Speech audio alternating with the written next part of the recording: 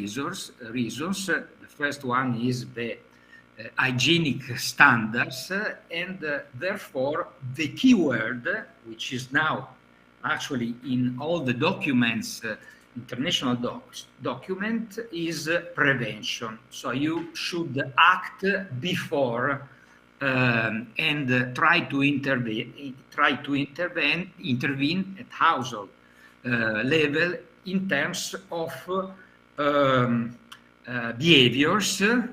And finally, we will see at the end of my presentation, I will try to keep the 15 minutes you gave me to promote food education at all levels. But first, tools, because we realized that we need a measurement, a very solid indicators in order to give to policymakers, to international organization or national organization, the right data, then to estimate the phenomena and try to find the more efficient way and sustainable way to to promote a reduction and, if possible, a prevention of food waste.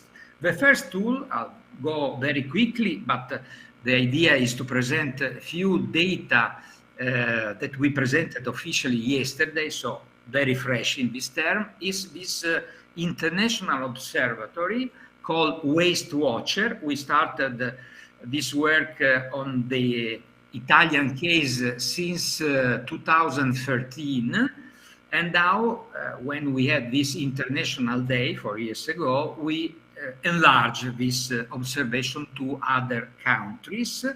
And is a work with in terms of fields of interviews to panels of citizens. And this year we had, you see the list of countries that we map each year. We add a new country where we analyze this behavior in terms of food purchasing, diets, and household food waste, having both a quantitative and also a qualitative data that enter in our household. And I'll show you few figures just to, and then this presentation will be, of course, available for all of you. You see, we measure in terms of average weekly per capita waste. Here you have a sort of comparative chart, although our aim is not to rank countries, but to have different data. And then you need to enter in each country. For example, you see that the last day, the last grams in Italy is 469 per capita for a week. Then you can multiply for number of weeks and number of consumers and the value of products, and the value, in this case, the economic value, price, retail price is 7 billion euros, which is half of point of GDP, of the Italian GDP. This is just the economic value. Just to give you a sort of flavor of what is our aim, is to investigate, for example, here we have a comparison of the countries that we had in this in this year presentation: Italy, Spain, Germany, France, Netherlands, the Netherlands, UK, US, and Azerbaijan was the country, the new country that was under investigation this year. And you see the perception of family in this special moment of our economy, this is an important waste of money. Years ago, the attention of families, for example, was in terms of waste of natural resources. You exploit the soil, you lose water, you have an environmental impact. Now the issue is related to the economic crisis and this important inflation also in terms of increasing of food prices. In fact, the general data out of these 8 countries is a strong reduction, 20% in Italy, for example, 40% in the US of per capita waste in a week, and is very much related to the fact that this economic crisis is sort of having an impact in purchasing food. So less food, less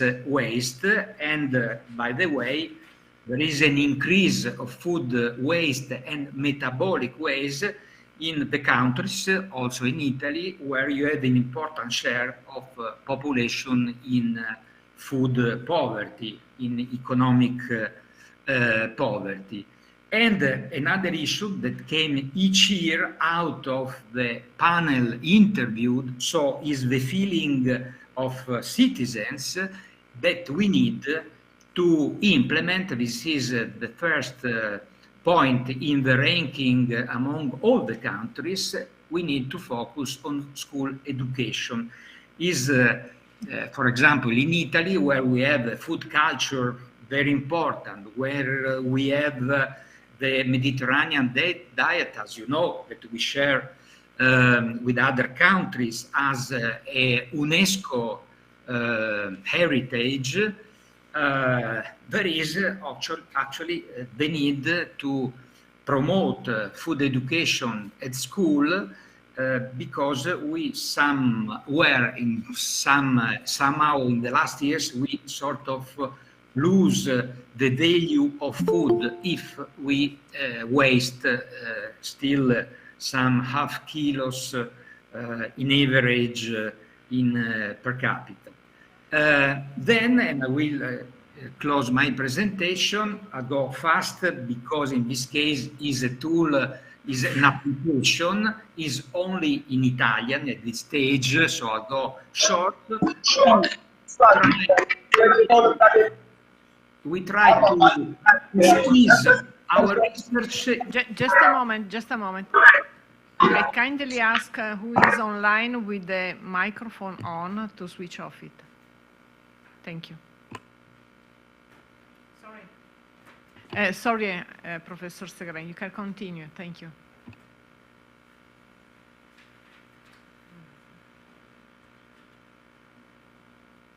Professor Segre?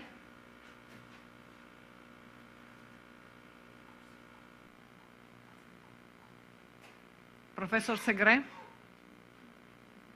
Sorry, I switch off the microphone. Okay. I was sorry.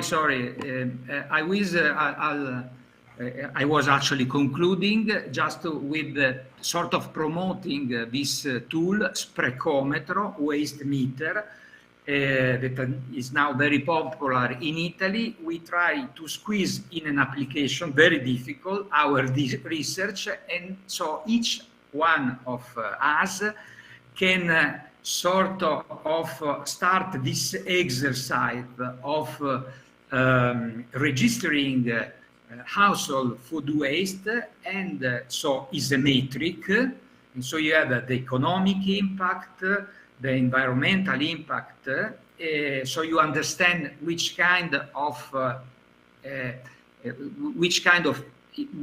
impact has your food behavior, and on the other side a number of let's say tools, good practices, instruments that learn you how to reduce, for example, how to read ingredients in a product, expiring days, how to use the fridge that apparently is very easy, but out of our research is not really always the case.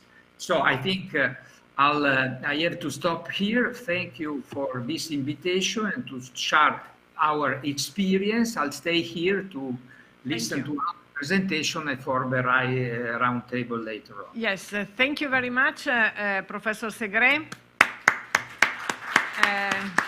We have also some people, some attendees online. So it's I thank you very much for the examples you showed us and also the numbers. When we look at the numbers, and obviously behind we have a criteria of assessment of the numbers, and this is absolutely important to have such tools that gives us an immediate view, let's say, of what how is the trend and which is the trend. So actually, thank you very much for this, and we look forward for the questions at the end in the round table. Now we move on to the next speaker, which is Professor Ogugwa Charles Howard. Is Professor of Food Technology, University of Ibadan, Nigeria. But more than this, I would like to highlight the fact that he is the president of the International Academy, the Academy of the International Union of Food Science and Technologists, who is actually one of the most important organizations of food technologists, food scientists and technologists in the world. And Professor Howard, the floor is yours. 15 minutes as agreed already. Can you? Thank you, Paula. I can hear you. Thank you, Professor Paula Pitia, for that wonderful introduction. I must apologize most profusely that I'm unable to join physically. I thank the organizers for inviting me, and I feel highly honored to be part of this group. I've listened to the presentations and I've learned quite a lot. So I will start now my own presentation, which is titled African Traditional Foods, Culture, Safety, Health Benefits, and Contributions to Sustainable Food Security. Now, I want to quickly draw attention to my recent publication in that area, which is a review of African traditional foods published in Food Control. The reference is there for if you need more information. Now, of course, Africa faces a number of developmental challenges. Key is the high population growth rate, which is about 2 to 3% per annum in many countries in sub-Saharan Africa.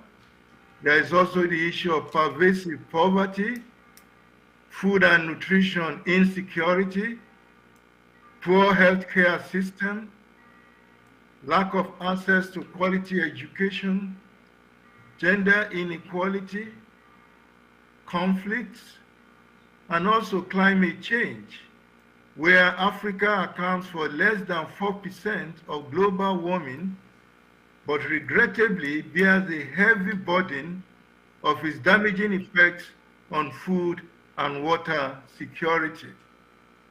Now, food security implies physical, social, and economic access to safe and nutritious foods of the right quantity and quality by every child and adult to meet their dietary needs and for food preferences for an active and healthy life. That is essentially the FAO definition. Sub-Saharan Africa bears the highest burden of food and nutrition insecurity and foodborne illnesses due to unsafe foods. protein energy malnutrition in children, and micronutrient deficiencies or the hidden hunger, especially vitamin A, iodine, iron, and zinc, are widespread with devastating consequences on productivity, intellectual development, and maternal and infant health. Some sub-Saharan African countries such as Niger, Nigeria, and Chad are among those with the highest under 5 mortality in the world. The factors constraining food security in Africa include pervasive poverty, as I've mentioned. Over 50% of the population in many countries of sub-Saharan Africa live below the poverty line and are food insecure. Our poor agricultural production systems. Small resource-poor farmers account for the bulk of local food production in sub-Saharan Africa, and crop yields per hectare and output per unit animal are very low when compared with developed countries. Other factors include high post-harvest food losses, seasonal food shortages, weak supply chains, high food prices, poor healthcare system, low level of nutrition education, cultural taboos, and other factors that limit access to food, and policy failures on the part of government. Now, the major food safety concerns in sub-Saharan Africa include foodborne diseases due to bacteria, especially Campylobacter, E. coli, Salmonella, Staphylococcus, Listeria monocytogenes, etc., viruses, particularly norovirus, hepatitis A, and parasites such as Tinea solium, that is tapeworm, flukes, etc. We also, of course, have zoonotic infections like Lassa fever, Ebola, and the rest of them. Mycotoxin contamination is a major issue. Naturally occurring toxicants like cyanide in cassava, indiscriminate use of agrochemicals is a major concern. Exposure to pesticide residues and antimicrobial resistance is a new and increasing concern. Well, the economic consequences of unsafe food, very difficult to assess, but we know, and it is estimated, that the annual cost of treating foodborne diseases in sub-Saharan Africa is at least $10.5 billion, with an annual loss to GDP due to foodborne diseases and health incapacitation of workers estimated at $15 billion. The annual economic loss from deaths due to foodborne diseases in sub-Saharan Africa is estimated at about $39 billion. So in economic terms, this is a huge problem.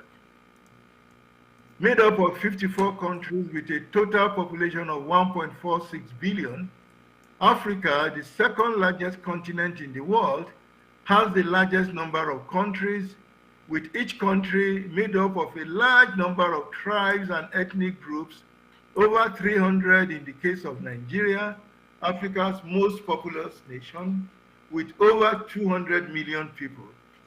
Food and culture are inextricable in Africa, and cultural influence on the diets of Africans are reflected in the vast dietary diversity in the different parts of the continent. Africa's dietary diversity and sustainable food security. There are hundreds of lesser known crops and wild food plants that are completely ignored by the mainstream international science that are part of Africa's rich biodiversity and that contribute to food security and play vital roles in the nutrition of the people, particularly in the rural areas. And I've just given a few examples of this, but like I said, there are hundreds of them indeed that contribute to food security, including some fruits that are parts of the rainforest, and so are not just of horticultural and nutritional importance, but are also of great environmental importance, carbon sequestrants. Now, the importance of African traditional fruits and vegetables and wild food plants. African traditional fruits, vegetables, and wild food plants are important components of African traditional diets. They are highly adapted to house-growing conditions and available when other sources of food fail. They are rich in micronutrients and are the cheapest sources of many essential vitamins such as provitamin A carotenoids, ascorbic acid, folic acid, and minerals such as calcium, iron, and zinc, especially in rural communities.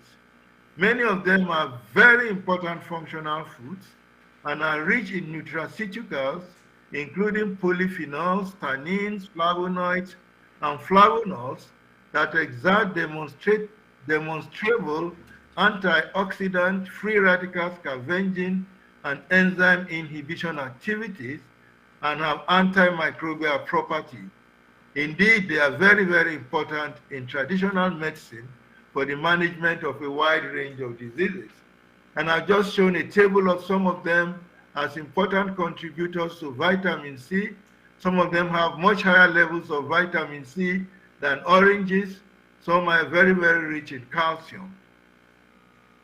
So West, East, Central, Southern, and Northern Africa have distinctive traditional and ethnic foods and food preparation and processing practices influenced by the culture and history of the people. Food is given such a prime place in African tradition and culture that there are folklores and cultural festivals associated with food. Yam is one of the most important crops of West Africa, and the New Yam Festival is an annual cultural event celebrated throughout West Africa, especially in Nigeria and Ghana. The festival which is held in early August, marks the conclusion of a harvest and the commencement of the new season. African traditional foods and food processing techniques are part of the rich cultural heritage of our people. They have been in existence since ancient times and still remain relevant today. African traditional food processing techniques are an art.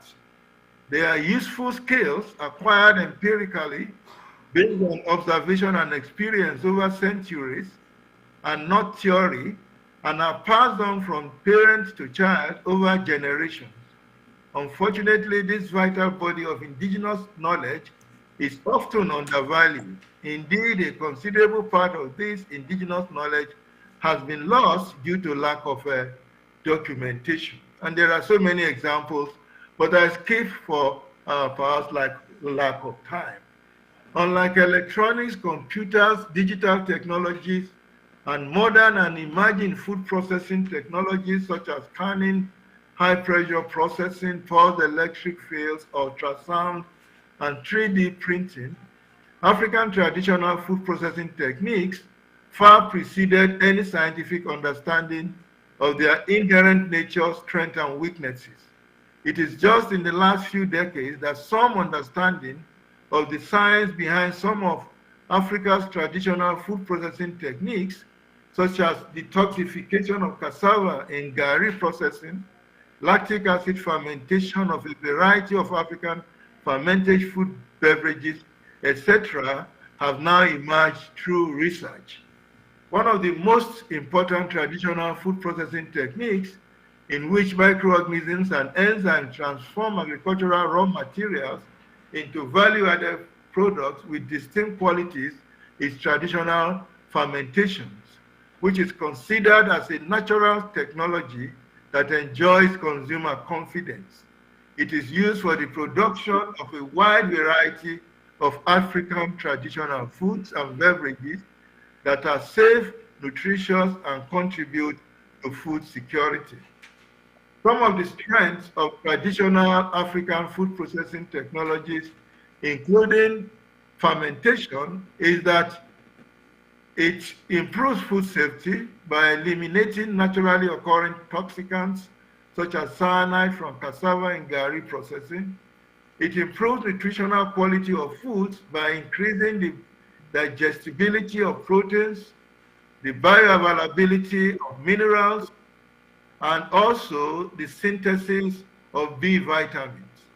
Some of the organisms involved are health-promoting probiotics and are part of the gut microbiome. The most important traditional African fermentation is actually based on lactic acid fermentation. They produce bacteriocins that are potent antimicrobial peptides. So there are so many advantages. An example is this cassava processing, in which cyanide in cassava roots is reduced from a level of about over 300 milligrams of cyanide in the raw tubers to about 10 milligrams of cyanide in gari and such products. So this is an important technology developed in West Africa centuries ago, and which still remains very relevant today. So this is the gift of West Africa to the world in a sense. But there are some problems with traditional food processing technology, mainly that the processes are labor-intensive, time-consuming, manual operations with limited capacity. There are food safety concerns, and they need to be upgraded. And this is why there is the need for a lot of research on how really to improve some of these traditional technologies so that they can contribute even more to food security. They are also carried out mainly by women, and by upgrading them, we will relieve women of considerable level of problems associated with the production of these foods, including the issue of safety in even producing them. Some of the food safety concerns I've mentioned: pathogenic bacteria, mycotoxins, and chemicals such as cyanide. But these issues can be dealt with through the use of improvement in the quality and safety of the African traditional foods, through the adoption of good agricultural practices, good hygienic practices, good manufacturing practices, and hazard analysis and critical control points. So these are the issues that we need to emphasize. And we've made some progress in this. For example, machines have now been developed that replace the manual processes. On the left there, you see the traditional roasting of gari in cassava processing, but on the right is a mechanized roaster of gari. There are also others that have been developed. I have a short video here that I wanted to play, but I'll skip that, on the importance of extrusion processing. If there is time, you will see my slides and you can see that video. But it illustrates the work that we have done in my department on trying to upgrade traditional foods through extrusion processing. I quickly want to highlight the problem of changing food patterns that we are facing in Africa, where the traditional diets have now been replaced, or are being replaced by Western diets that are energy dense and are high in cholesterol, saturated fatty acids, etc., as a result of urbanization. And these changing food patterns has led to an increase in diet-related non-communicable diseases such as obesity, heart disease, diabetes, and hypertension. So Africa now faces the paradox of the double burden of the adverse health consequences of undernutrition on the one hand, and obesity and overnutrition on the other, in the midst of pervasive poverty, further stressing the fragile healthcare delivery system. Concluding, Sub-Saharan Africa bears the highest burden of food and nutrition insecurity and foodborne illnesses due to unsafe food. Dietary diversity is crucial to sustainable food security, and there are hundreds of lesser-known indigenous crops and wild food plants that contribute to food and nutrition security in Sub-Saharan Africa, especially among the rural populace. Food and culture are inextricable in Africa, and cultural influences on the diets of Africans are reflected in the vast dietary diversity in the different parts of the continent. African traditional foods and food processing techniques are part of the rich cultural heritage of the people. They have been in existence since ancient times and still remain relevant today. Urbanization and westernization are changing the food dynamics in sub-Saharan Africa, with traditional diets being replaced with Western diets. Thank you very much for listening. Thank you very much, Professor Howard. Really great overview of the strengths and weaknesses of the agri-food system in Africa.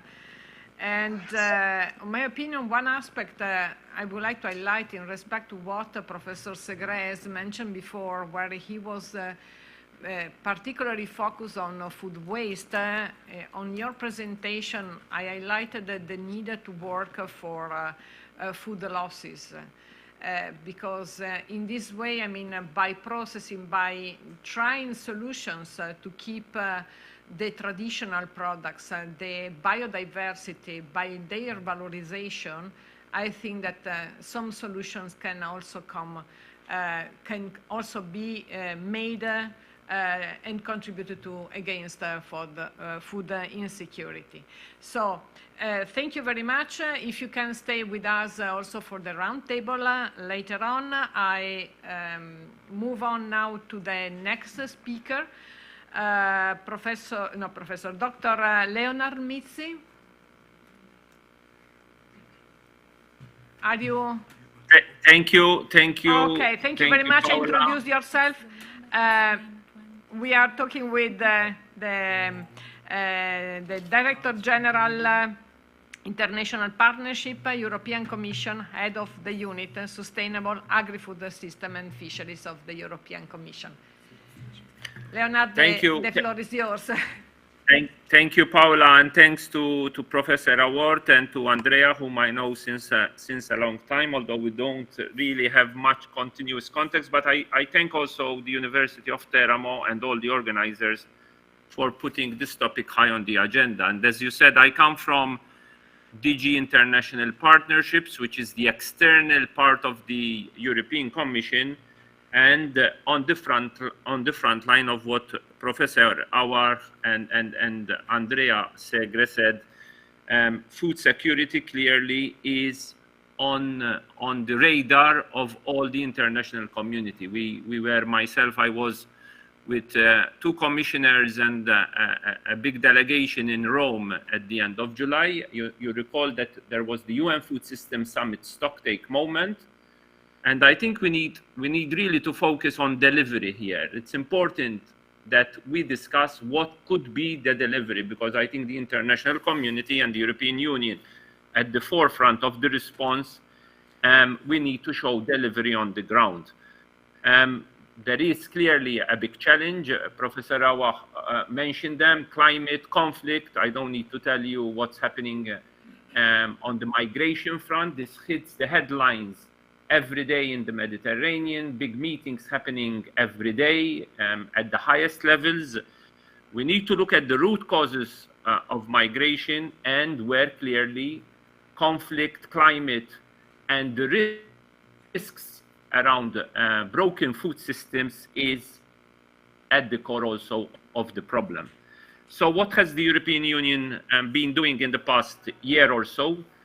In June 2022, we adopted what is known as a comprehensive Team Europe response, which is a four-pronged approach to actually respond to what was happening. We had, as you recall, COVID, and we are still not 100% out of COVID, because we still have what I call the fallout of COVID, which is the economic instability and high price inflation. But we also have, as we know, Russia's war of aggression against Ukraine, which has been disrupting, and the latest unfortunate news over the summer was the non-extension of the Black Sea Grain Initiative, which was a clear bloodline in terms of flows of grains from Ukraine to the rest of the world.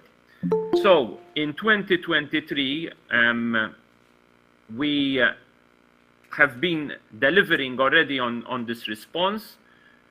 We can announce that we have committed around 18 billion in grants only. I'm not speaking about loans that the EIB, the European Investment Bank, has also been providing. This is for a period 21-24, and as much as 7 billion in grants dispersed by the European Union and the member states just in 2022.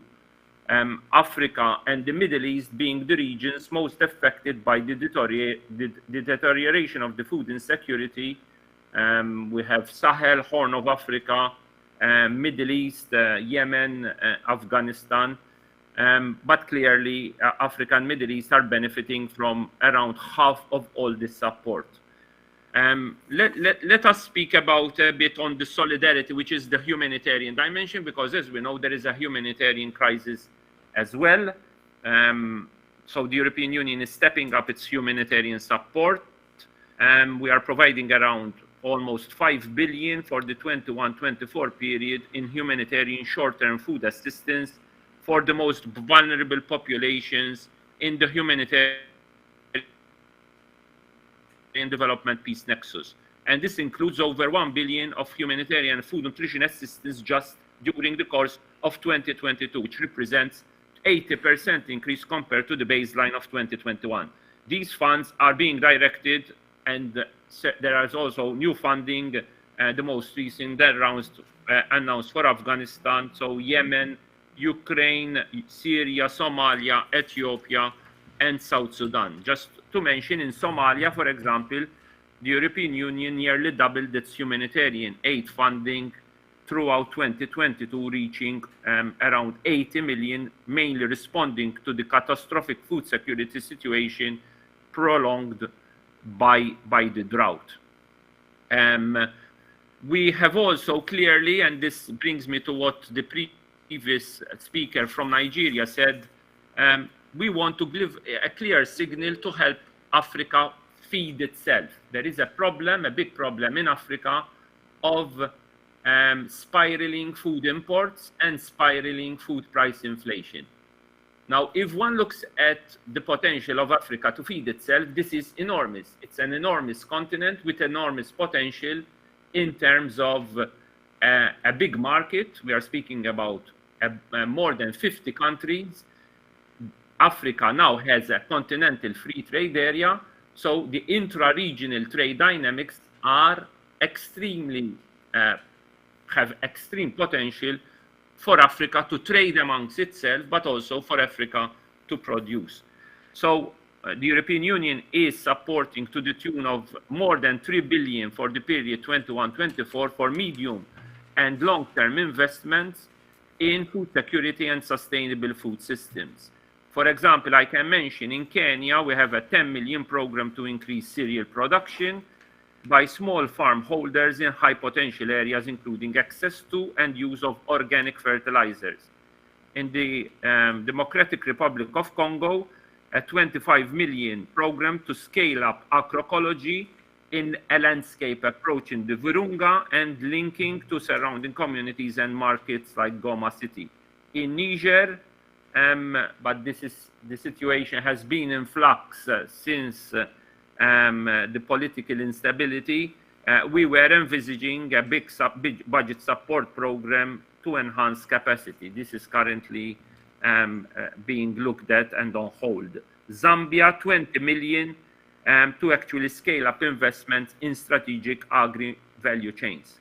Now, to what Professor Awar said, there are a number of models out there to support production. I would say there is the productionist model, produce more, but not looking necessarily at the biodiversity and climate change, and producing more on crops which don't necessarily withstand climate change shocks. So that is the model that the European Union is looking at. It is a model which looks into soil health, which is looking into more non-synthetic fertilizers, which accompanies also farmers' organizations and the weaker link of farming communities to actually support themselves, to strengthen themselves and be more integrated.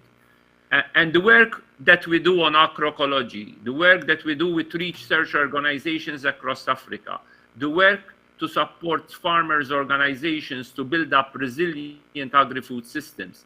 And as you know, some of you might know that there is an important soil health and fertilizer summit in Nairobi in the beginning of November. That is the signal that we want to give to the African continent. We want to support you, but with a model which looks into biodiversity, which looks into deforestation-free value chains, which looks into the landscape of food, inclusiveness, biodiversity, climate change, and how to anticipate shocks. And this, I think, is an important debate also being organized by the Italian government, an event like today, that we want also to follow up on the G7 process. So you know that currently the presidency is Japan, and next year, from 1st of January 2024, it is the Italian presidency which takes over the G7 presidency, G20 presidency being by Brazil. But I think this is an opportune moment also for Italy, not only to continue the momentum of food systems transformation of the UN Food Systems Summit stocktake and what the German and the Japanese presidency have done, but also maybe to go into detail of what the transformation process can be in the Horn of Africa and in the Sahel, and to, most importantly, integrate regional markets. If Africa doesn't unleash the full potential of integrating its markets within a consolidated way and not in a highly fragmented way, then you can't get the growth that Africa needs. It needs growth of more than 5–6%. That is the only way also to cushion food price inflation. Last but not least, clearly, the financial institutions. We are struggling a lot still to de-risk agricultural investments in Africa. So we have a number of blending instruments, not least with the International Fund for Agricultural Development, which is doing sterling work with FAO, with WFP, but I'm speaking here about investments, which is the core business of IFAD. IFAD is in the process of its replenishment program, which basically is a cycle of funding to actually stimulate and boost agricultural investment. But clearly there is a massive gap still, because financial institutions are still somewhat hesitant to the risk small ticket sizes, small investments vis-a-vis other sectors of the economy, if we were to speak about renewable energy or digital. So I think this is also an important dossier to tackle, access to finance, but financing what? And I think the financing dimension of agroecology and of more sustainable, inclusive, and as Professor Awar said, more healthy diets. I think that is also the work that the European Union is steering with the scaling up nutrition. It is not only producing food, but producing healthy diets, focusing on the first 1,000 days, addressing stunting, and clearly focused on child and maternal health, and clearly doing this also in a landscape approach by looking into education schemes, into infrastructure. So just to conclude, Professor Pitya, the European Union is there to support you. The model that the European Union is supporting is one which is inspired by the EU Green Deal credentials and by a rights-based approach, by one that is supporting youth and gender. And we are clearly in close collaboration with university centers, also veterinary services, like the ones in Teramo, to look also into areas which are not always high on the agenda, areas like livestock, agro-pastoralism.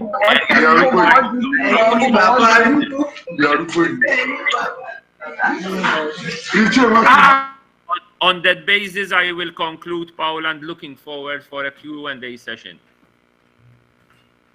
Thank you very much. really, I highly appreciate your contribution because besides, I mean, after the presentations of Professor Segre and our, you have been talking and introducing important keywords which link this session also to the next one, soil health, for instance, and how to deal with, I mean, the development also of a system which has to be sustainable and green. So these are all topics that, thinking to the contribution of Professor Howard that was saying from traditional to innovation, in between, we need actually to find the right solution to link these two environments, and absolutely we have to help or try to find capacity building initiatives in this respect. So thank you very much for your contribution. Now we can actually start with the round table and the discussion. We have listed here Don Emilio Bettini for a small speech that is planned, and then we open the floor to the questions from the participants, but also from the speakers of this morning that can introduce some questions to all of us.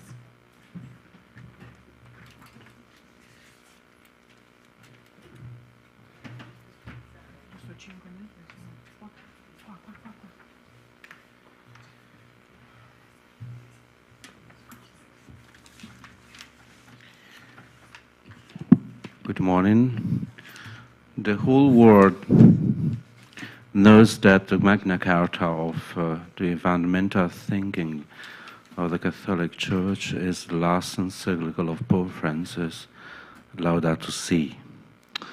On the 21st of August 2023, the Pope announced that he wanted to update it, the encyclical Laudato Si, in the light of current problems, meaning that there are many problems to solve in respect of the problems that the first edition of Laudato Si was requested to discuss. And we must not forget, however, how the publication of the Pope Francis encyclical is considered by some to be the third pillar after Rerum Novarum and Popularum Progressum that mark an historic turning point of the Church. I left you different points to discuss. The ecological question must be placed within the general framework of salvation, according to the encyclical. Second, dominating is synonymous with serving. And at the end, I left you also a schematic summarize of the core of Laudato Si, with biblical premise and the references of Laudato Si, exegetical and theological understanding of the creation datum, the account of Genesis 1, 2, 4, is considered in the section 63, 88 of Laudato Si. This section seeks to replace ecological discourse within a broader framework of the one wisdom. Then the Christological, soteriological premise, that is the salvation. Jesus Christ, the authentically human man and fundamental hermeneutical orientation, provides access to a catechesis of the new life involving the following areas: Holy Spirit, grace, beatitudes, sin and forgiveness, human virtues, Christian virtues, commandment and charity. And Laudato Si 96 from 100, there is a relationship between man and God that underlines the care of creation. And the biblical theological premise, verb kabash, to subjugate, of Genesis 1:28 should be interpreted in a correct way. Laudato Si 17:19. It is not enough to denounce the hunts that man has inflicted on creation. It is necessary to be aware that the case of Jesus allows one to emerge from the apathy of catastrophism. And the doctrine of sin and grace allows human greed to be understood from different perspectives. Lumen-Johnson 101-136. And it is God who creatively makes man's autonomous action under cosmos possible. And this is the contents of Lumen-Johnson 137 to 136. Economics and technology only make sense in relation to the man they are meant to serve. This is the aspects I left you. Okay. Thank you very much for your contribution. I would like,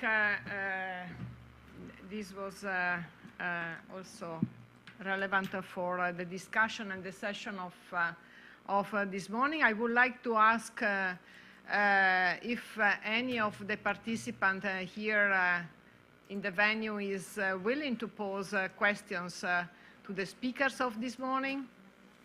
Come here, please.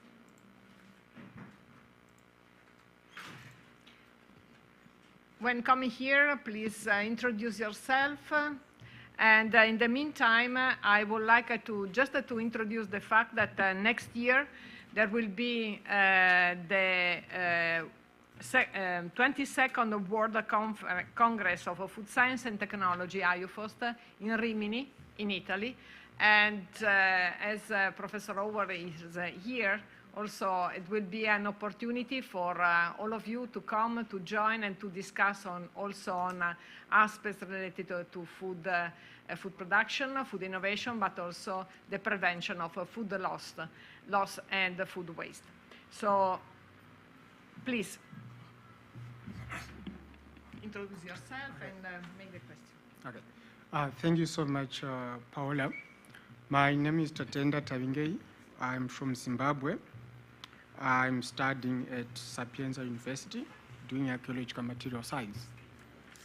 So my question is emanating from the morning presentations, as well as the presentations that we just heard.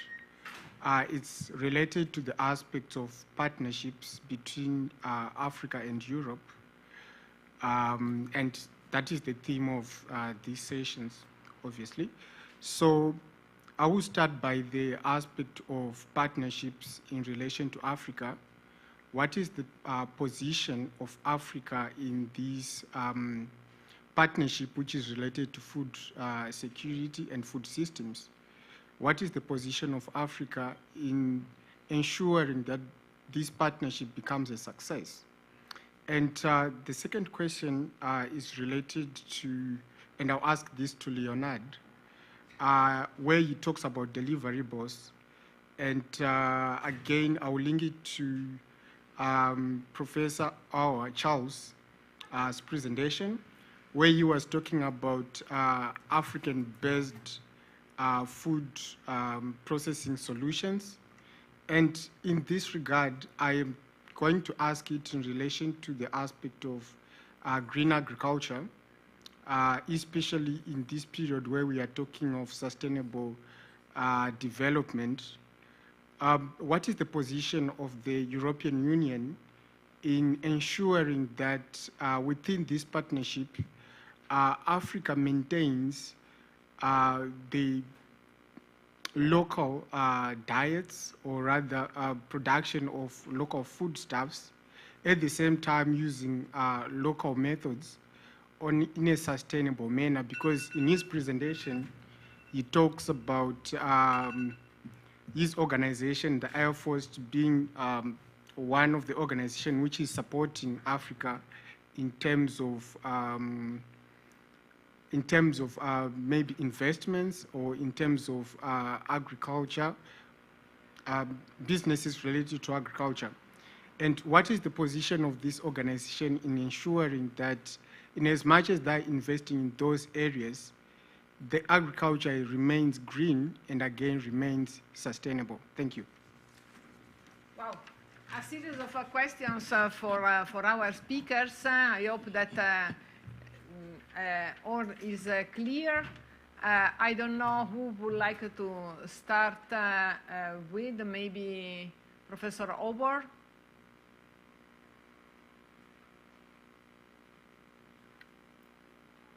Well, thank you very much, Paula.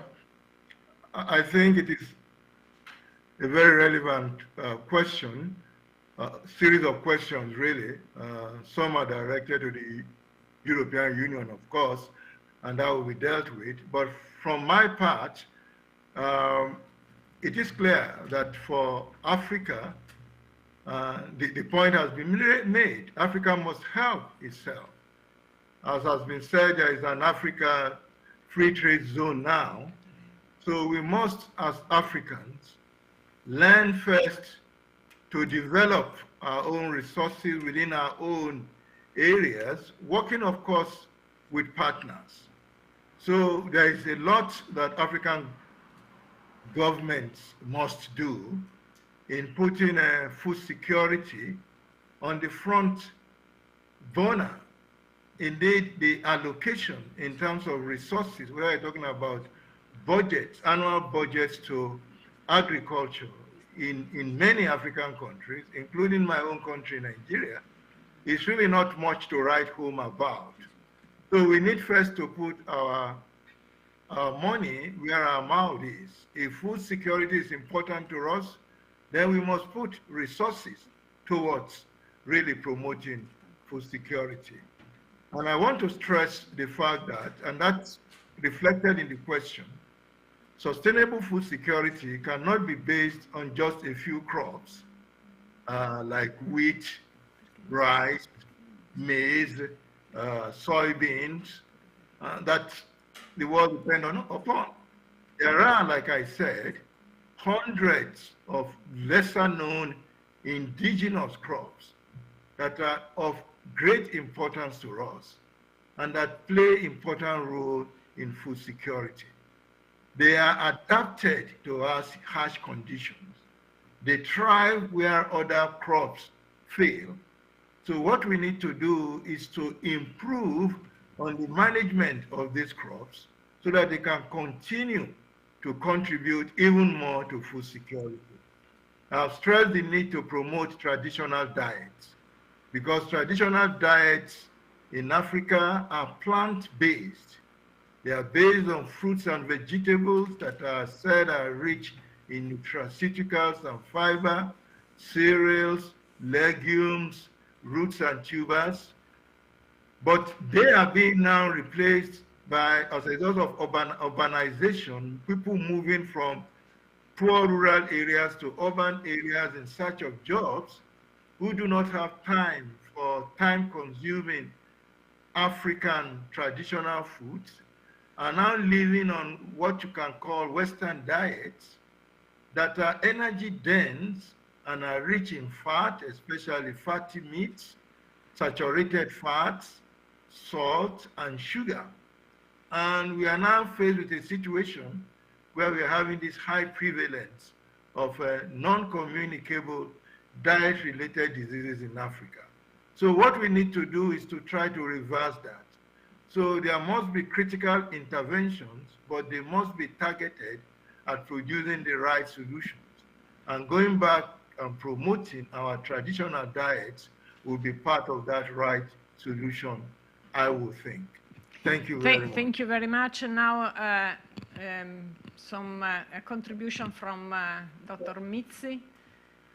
Thank you. I can't not agree with Professor Howard. First of all, partnerships need to be multi-stakeholder, inclusive, transparent. we can't just tick boxes about partnership if they are not multi-stakeholder, inclusive, where the role of women and youth are also represented. That is what we try to push, and it's not always easy.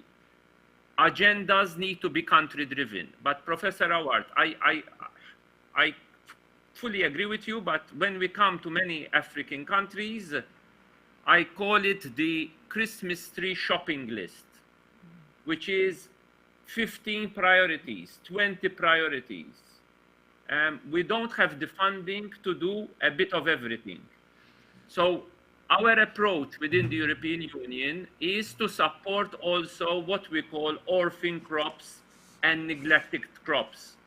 We think there is a lot of potential, especially from a dietary point of view, but also from a climate point of view. But this is not always what the international community and some of the big players want to push. So, and again, I need also to help your countries across the African context with all the realities, not only wheat, maize, you mentioned them, and rice, for example. If we look at the priorities that the African Development Bank with many of countries in Africa, especially West Africa, have been focusing on in the past years and now is rice self-sufficiency. So the question is, what is the cost of rice self-sufficiency vis-a-vis the crops that you mentioned in terms of neglected orphan crops? We also know that some countries want to be self-sufficient in wheat. This was also clear in the past 2 years with the war, that there is appetite for becoming more wheat-based.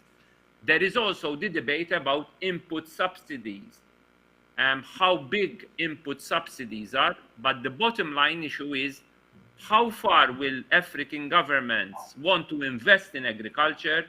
Is agriculture and food systems a priority for a national government?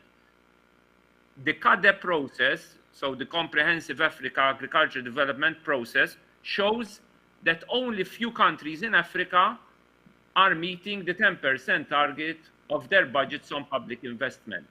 Clearly, an underinvested agricultural sector will not do the transformation that we are talking.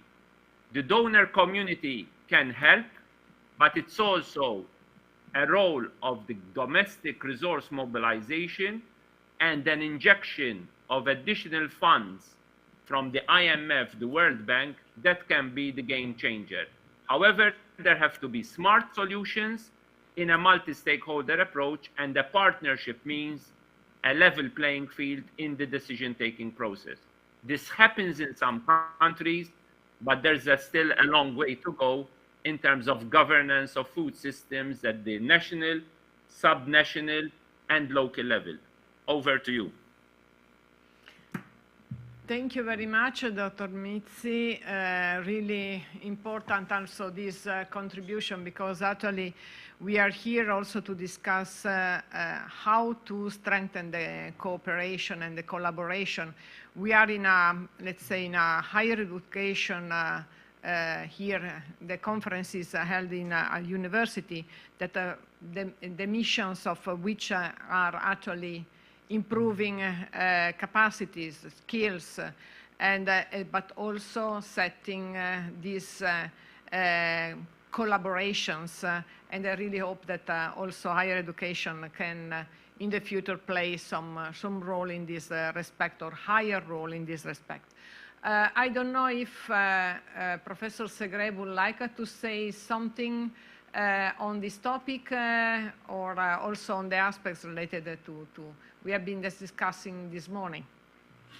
Well, I'll be very short because I need to be in another meeting, but I was carefully listening because it's very interesting. I just may add a couple of thoughts with respect to my presentation and our experience. First of all, we start from food waste in terms of losses and household waste to change behaviors promoting and going toward a sustainable and healthy diets. So this is the real aim. I didn't have time to precise, so we go in this direction. Second, I'm here, I think, also because in Italy, through the work of Ambassador Stefano Gatti, who is the special envoy on food security, that had the duty to organize a part of the food system summit, the so-called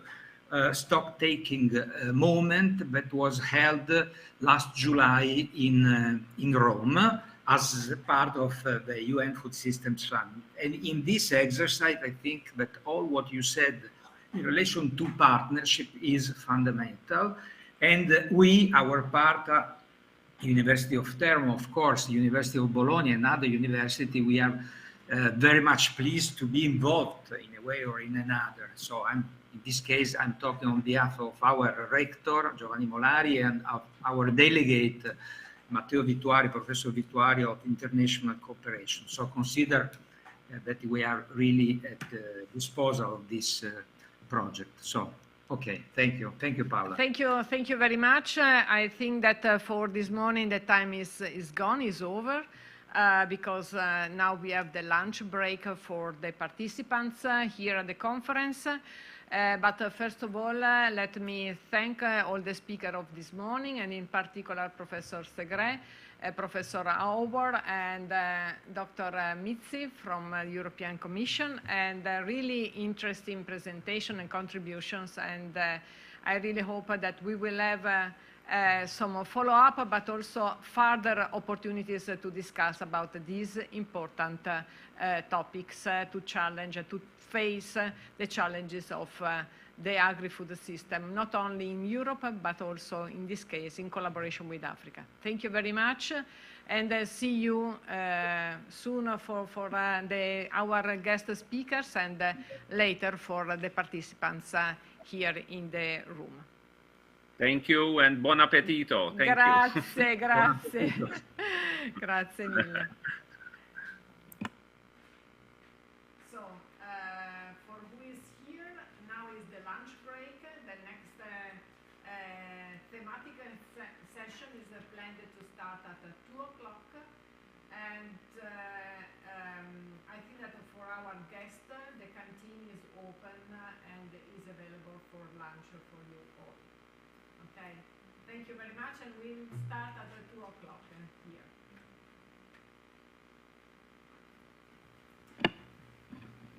Professor Howard, I will be in touch.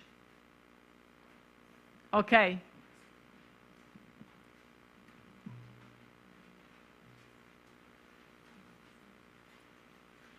Chiudo? No, io.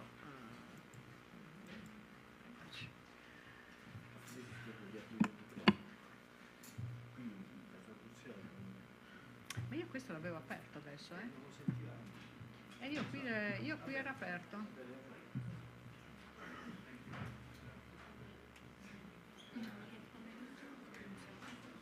Non dovrebbero esserci, basta che io tenga aperto questo a questo punto.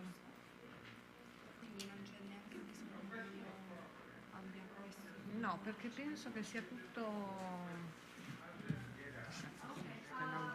Sì, immediatamente usato per fare altro, cioè lo caccio via immediatamente. Cioè, io avevo detto di portare i contributi della Chiesa Cattolica nelle missioni.